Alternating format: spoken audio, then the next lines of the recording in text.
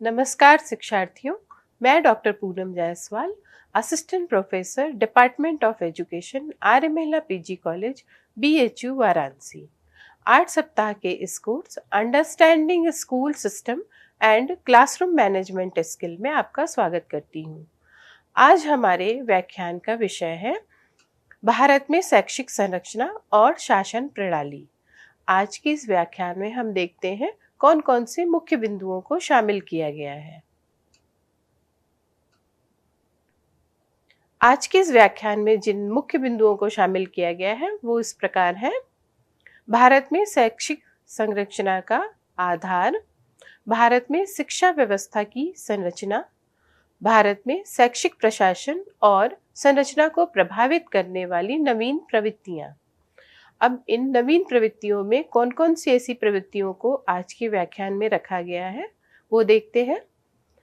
राष्ट्रीय शिक्षा नीति 2020 के अनुसार शैक्षिक प्रणाली की पुनर्रचना, भारतीय उच्च शिक्षा आयोग HECI की संरचना, शैक्षिक प्रशासन का सरलीकरण और डिजिटल शासन, बहुविषयक शिक्षा पर बल, अकादमिक क्रेडिट बैंक, सभी स्तरों पर शासन को सुदृढ़ बनाना। ये थी आज के व्याख्यान की रूपरेखा। आइए विस्तार से शुरू करते हैं। किसी भी राष्ट्र के समग्र विकास में शिक्षा की महत्वपूर्ण भूमिका होती है।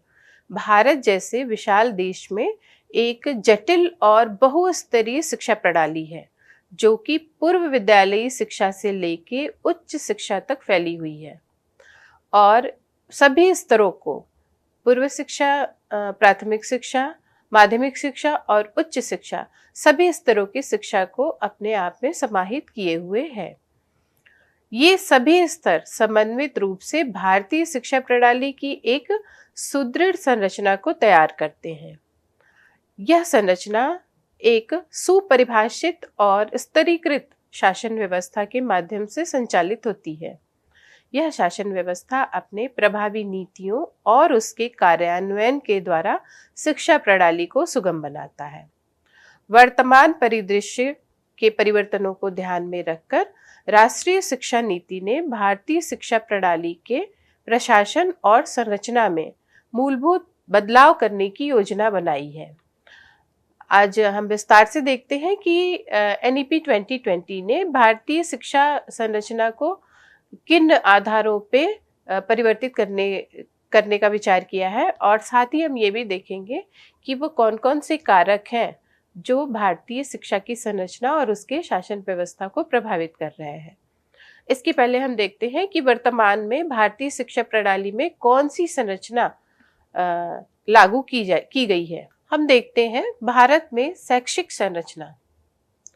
डॉक्टर DS कोठारी की अध्यक्षता में गठित राष्ट्रीय शिक्षा आयोग 1964 से लेकर 66 का लक्ष्य एक सुसंगत शिक्षा नीति तैयार करना था। इस आयोग ने 2 मुख्य सिफारिशें दी थी जिसने भारतीय शिक्षा व्यवस्था की संरचना को मूलभूत रूप में परिवर्तित कर दिया था। ये सिफारिश थी, पहली थी व्यापक स्तर पर शैक्षिक संरचना का पुनर्निर्माण करना और दूसरी सिफारिश थी भारत के लिए एक शिक्षा की एक राष्ट्रीय प्रणाली की रूपरेखा तैयार करना, यानी कि संपूर्ण भारत में एक ही प्रकार की शिक्षा प्रणाली को लागू किया जाए। इसके लिए उन्होंने क्या किया कि संपूर्ण भारत में एक एकीकृत शिक्षा प्रणाली लागू करने के लिए डॉक्टर DS कोठारी ने 10+2+3 की संरचना को प्रस्तुत किया। इसके अनुसार 10 वर्ष स्कूली शिक्षा के लिए, 2 वर्ष उच्चतर माध्यमिक शिक्षा के लिए और 3 वर्ष विश्वविद्यालयी शिक्षा के लिए निर्धारित किया गया। भारत में अभी तक इसी शैक्षिक संरचना का अनुसरण किया जाता रहा है। आगे हम देखेंगे कि NEP 2020 के अनुसार इसकी संरचना में परिवर्तन होगा। पहले बात करते हैं हम इस पिरामिड में हम देख पा रहे हैं भारतीय शिक्षा व्यवस्था की संरचना को। सबसे आधारभूत स्तर पर है प्राथमिक शिक्षा, माध्यमिक शिक्षा और फिर उच्च शिक्षा, और ये 10+2+3 के पैटर्न पे आधारित है। अब हम देखेंगे कि भारत में इस शिक्षा व्यवस्था और शैक्षिक प्रशासन में कुछ परिवर्तन होने की संभावना है और ये संभावना एनईपी 2020 के बदलाव के कारण है। वो कौन-कौन से कारक हैं जो शैक्षिक प्रशासन और शैक्षिक संरचना को प्रभावित करेंगे, देखते हैं। भारत में शैक्षिक प्रशासन और संरचना को प्रभावित करने वाली नवीन प्रवृत्तियां हैं। राष्ट्रीय शिक्षा नीति की शैक्षिक प्रणाली की पुनर्रचना, उच्च शिक्षा में एक नए नियामक ढांचे जिसे हम HECE higher education commission of India कहेंगे का गठन करना, सरलीकरण और डिजिटल प्रशासन पे जोर देना, मल्टी डिसिप्लिनरी बहुविषयक शिक्षा पर अधिक बल देना, अकादमिक क्रेडिट बैंक का गठन करना और सभी स्तर पर शासन को सुदृढ़ बनाना। इन सभी प्रवृत्तियों के विषय में हम बारी बारी से जानेंगे। राष्ट्रीय शिक्षा नीति की शिक्षा की प्रणालीगत पुनर्रचना को देखते हैं। राष्ट्रीय शिक्षा नीति के अनुसार शिक्षा व्यवस्था को 5+3+3+4 के नए शैक्षणिक ढांचे में पुनर्गठित किया जाएगा, जिससे कि 3 से लेके 18 वर्ष की उम्र के विद्यार्थियों के विकास की अलग अलग अवस्थाओं के अनुसार उनकी रुचियों और विकास की जरूरतों को पूरा किया जा सके। इस शैक्षिक ढांचे में स्कूली शिक्षा के लिए पाठ्यक्रम रूपरेखा भी 5+3+3+4 के डिजाइन से तैयार की जाएगी। इसके अंतर्गत जो पाठ्यक्रम तैयार किया जाएगा उसको इस प्रकार से विभाजित किया जाएगा। सबसे निचले स्तर पे होगा फाउंडेशनल स्टेज, जो कि 3 से 8 वर्ष तक के बच्चों के लिए होगा। दूसरा प्रिपरेटरी स्टेज होगा, जो कि 8 से 11 वर्ष तक के बच्चों के लिए होगा। तीसरा मिडिल स्कूल स्टेज होगा, जो कि 11 से 14 वर्ष तक के लिए बच्चों के लिए होगा। और अंतिम स्टेज होगा सेकेंडरी स्टेज, जो कि 14 से 18 वर्ष तक के बच्चों के लिए होगा। तो इस प्रकार से ये 5+3+3+4 के पैटर्न पे लागू किया जाएगा। इसको विस्तार से देखते हैं कैसे किन किन स्तरों पे क्या क्या अवधि होगी। फाउंडेशनल स्टेज पे हम देखते हैं अवधि 5 वर्ष की है और इसके भी 2 स्तर है। पहले स्तर में 3 से 6 वर्ष तक के बच्चे रहेंगे और उनकी कक्षा कहलाएगी आंगनवाड़ी या प्री स्कूल। और फाउंडेशनल स्टेज में ही जो दूसरा स्टेज होगा वो होगा 8 से 6 वर्ष तक के बच्चों के लिए और ये कक्षा 1 या 2 में होंगे। इस स्तर का मुख्य लक्ष्य होगा खेल और क्रिया आधारित अधिगम और जिसमें भाषा अधिगम की शुरुआत की जाएगी। दूसरा स्तर होगा प्रिपरेटरी स्टेज, जो कि 3 वर्ष अवधि का होगा और इसमें 8 से लेके 11 वर्ष तक के बच्चे होंगे, जो कि कक्षा 3 से लेके 5 तक में अध्ययन करेंगे। और इस स्तर का मुख्य उद्देश्य होगा खेल गतिविधि और खोज के माध्यम से भाषा, गणित और आधारभूत ज्ञान प्रदान करना। यह आधारभूत ज्ञान सामाजिक विज्ञान और विज्ञान इत्यादि के होंगे। मिडिल स्कूल स्टेज, इसमें इसकी अवधि 3 वर्ष की है और इसमें 11 से लेकर 14 वर्ष तक के बच्चे होंगे और इसमें कक्षाएं जो समाहित की जाएंगी वो 6 से लेकर 8 तक हैं। और इस स्तर का मुख्य उद्देश्य होगा अनुभव आधारित विज्ञान, गणित, कला और सामाजिक विज्ञान की समझ को विकसित करना। यहाँ विशेष बात ध्यान देने वाली ये है कि इस स्तर के बच्चों पर अनुभव द्वारा ज्ञान प्रदान करने का प्रयास किया जाएगा। सेकेंडरी स्टेज ये 4 वर्ष अवधि का होगा। इसमें 14 से लेकर 18 वर्ष तक के बच्चे होंगे और इसमें 9वीं, 10वीं और 11वीं और 12वीं के कक्षा को समाहित किया जाएगा। और इस स्तर पे विशेष ध्यान दिया जाएगा कि विद्यार्थियों को प्रत्येक विषय का गहन ज्ञान हो सके। आगे हम देखते हैं एक दूसरी प्रवृत्ति जो कि भारत में शैक्षिक संरचना और प्रशासन को प्रभावित करेगी। वो है उच्च शिक्षा में एक नए नियामक ढांचे HECI higher education commission of India का गठन। राष्ट्रीय शिक्षा नीति 2020 के अंतर्गत एक नए नियामक निकाय या एजेंसी जिसका नाम है भारतीय उच्च शिक्षा आयोग का गठन प्रस्तावित है, जिसका उद्देश्य है पूरे भारत में उच्च शिक्षा, जिसमें कि चिकित्सा शिक्षा और विधि शिक्षा को अलग कर दिया जाएगा, वो इसमें शामिल नहीं किया जाएगा, की निगरानी करना, समन्वयन और गुणवत्ता को सुनिश्चित करना। HECI का मुख्य उद्देश्य है यूजीसी और AICTE जैसी वर्तमान में मौजूदा कई नियामक संस्थाओं को एकल सुव्यवस्थित प्राधिकरण से रिप्लेस कर देना, ताकि ओवरलैप को कम किया जा सके और कार्य कुशलता में वृद्धि की जा सके। भारतीय उच्च शिक्षा आयोग की संरचना में 4 खंड होंगे।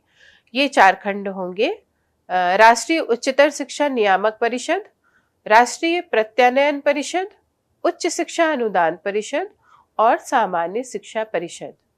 इन चारों खंडों का अलग अलग कार्य होगा। जैसे कि राष्ट्रीय उच्च शिक्षा नियामक परिषद संस्थाओं के विनियमन और उनके अनुपालन से संबंधित कार्य करेगा।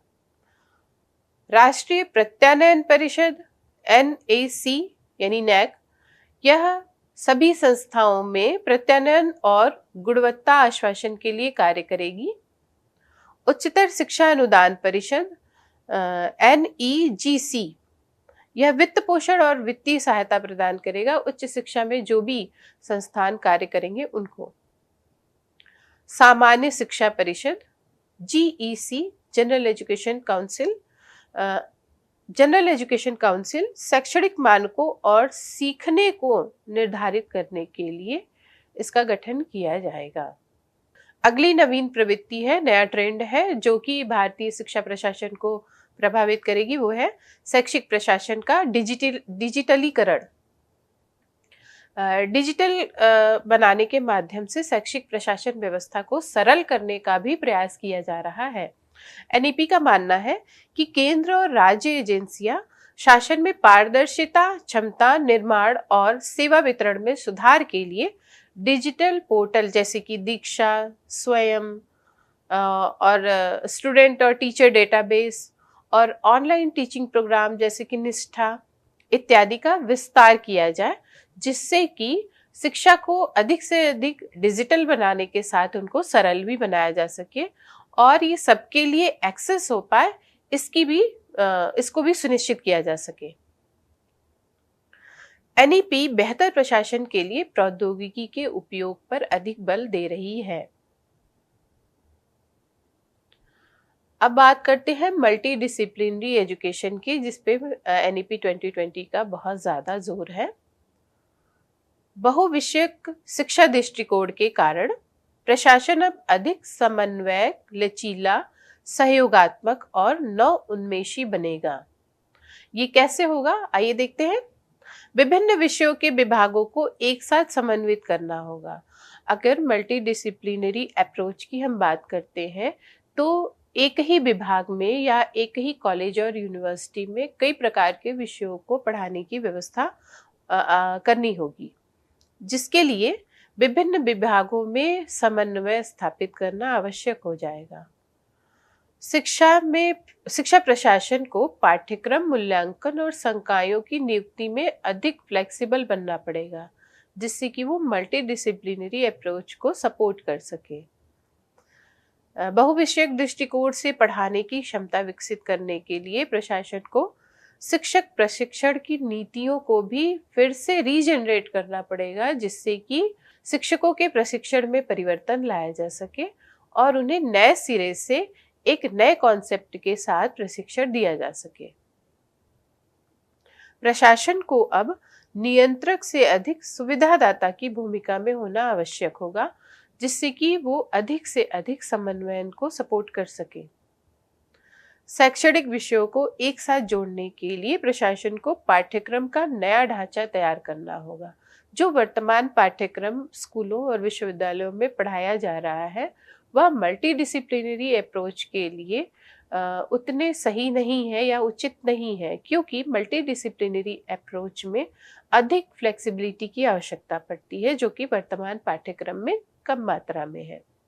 इसलिए शैक्षिक प्रशासन को अधिक से अधिक फ्लेक्सिबल होने के लिए एक नए करिकुलम का निर्माण करना पड़ेगा। अकादमिक क्रेडिट बैंक। अकादमिक क्रेडिट बैंक के कारण शैक्षिक प्रशासन को डिजिटल, पारदर्शी, लचीला और समन्वयित बनना पड़ेगा। प्रशासन की भूमिका निरीक्षण की नहीं होगी, बल्कि वो विद्यार्थियों को गाइड करेंगे कि विद्यार्थी आगे क्या करें। अकादमिक क्रेडिट बैंक के कारण शैक्षिक प्रशासन पारंपरिक नियंत्रण आधारित प्रणाली से हटकर एक प्रौद्योगिकी सक्षम और लचीली, छात्र केंद्रित और साथ ही सहयोगात्मक प्रणाली के रूप में परिवर्तित हो जाएगा। और यह प्रणाली छात्र को आजीवन सीखने में सहयोग करेगी। इस प्रकार अकादमिक क्रेडिट बैंक जो है वो शैक्षिक प्रशासन के ढांचे में मूलभूत परिवर्तन उत्पन्न करेगा। एनईपी 2020 सभी स्तरों पर शासन व्यवस्था को सुदृढ़ बनाने की भी योजना बना रही है। इसके लिए राष्ट्रीय शिक्षा आयोग की स्थापना का प्रस्ताव ला रही है, जिससे नीति निर्माण में समन्वयन हो सके। स्कूल कॉम्प्लेक्स प्रणाली के माध्यम से स्थानीय स्तर पर प्रशासन को और अधिक सशक्त बनाने की योजना है। डिजिटल शिक्षा और डेटा प्रणाली के द्वारा पूरी शासन प्रणाली को अधिक ट्रांसपेरेंट बनाया जाएगा, जिससे कि वो डिसीजन मेकिंग के लिए इजी हो सके और मूल्यांकन व्यवस्था को अधिक मजबूत किया जाएगा। हम अगर स्वतंत्रता दे रहे हैं शैक्षिक प्रशासन को, तो इसका दुरुपयोग होने की भी संभावना होगी। इसलिए मूल्यांकन प्रणाली को अधिक कठोर बनाया जाएगा, जिससे कि शिक्षा की गुणवत्ता बनी रहे। इन सभी परिवर्तनों का लक्ष्य क्या है? राष्ट्रीय शिक्षा प्रणाली, राष्ट्रीय शिक्षा नीति क्या यह करना चाहती है? उसका लक्ष्य क्या है इन सभी परिवर्तनों के पीछे? राष्ट्रीय शिक्षा नीति के अंतर्गत शैक्षिक प्रशासन और संरचना में परिवर्तन का मुख्य लक्ष्य है शिक्षा में पारदर्शिता, जवाबदेही और स्वायत्तता को बढ़ावा देना। शिक्षा प्रणाली को छात्रों और समाज की आवश्यकताओं के प्रति अधिक लचीला और उत्तरदायी बनाना। आज का व्याख्यान समाप्त होता है। अगले व्याख्यान में हम पुनः आपके सामने उपस्थित होंगे। धन्यवाद।